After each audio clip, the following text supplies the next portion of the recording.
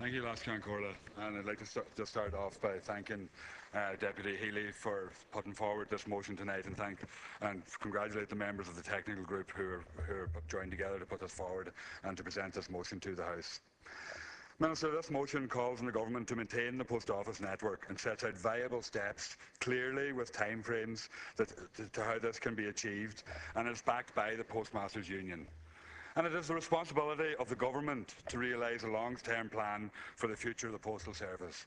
And this is set out in the programme for Government and is called for in the Joint Oireachtas Committee report on the future of the Postal Service.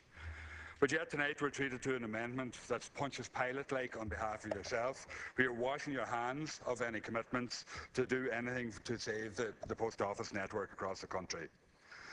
Minister, there's been a 15% decline in the post office network since 2006. We know that the revenue from mail continues to decrease, with a 25% decrease in the last 5 years. But the post office is about more than the mail, and the post office is about more than living with competition and public procurement that you outline in your amendment. The post office is about the heart of communities right across the country, and it is a connection that's vital for all the elderly people dependent on social welfare, people dependent for human contact across communities. And if you look probably at the topical issue motions that are put in here into this House over the last couple of years, it's very regular occurrence to see an issue coming up about the closure of post offices. But the problem is that we're looking at isolated closures, and we're looking at closures one at a time, and we're opposing them, and we're trying to fight against them, trying to protect communities.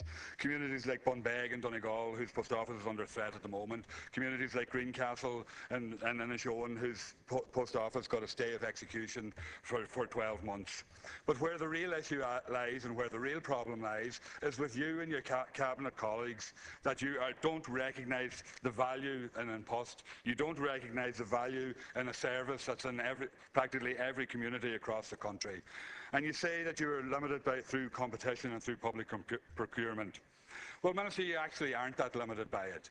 You can choose to use social clauses, which is provided for under European legislation and is used extensively right across Europe: France, Greece, Spain, Germany. Social clauses are included in public tendering contracts that provide that the successful contractor has to meet certain outlined social requirements of that contract. And Post is ideally placed to be able to satisfy social clauses if you and your government choose to use them, but you choose not to use them. And that's the problem with this. That's the problem with your amendment. That's the problem with government policy in relation to Post and to the postal service right across this country.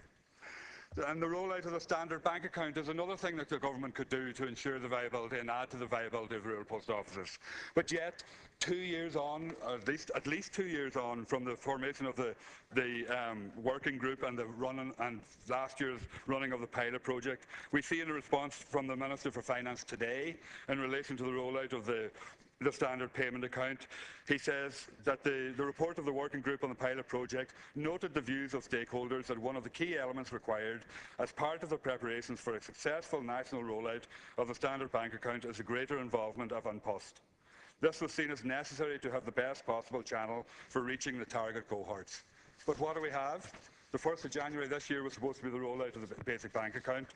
What we have is the Department has entered into bilateral discussions with stakeholders in order to best determine the next steps for the pilot project. No decision to include An Post, to roll it out, to make post offices viable and make them viable into the future. This is the lack of decisions that have been taken on these big issues within Cabinet and within Government are what is killing the post offices across this country.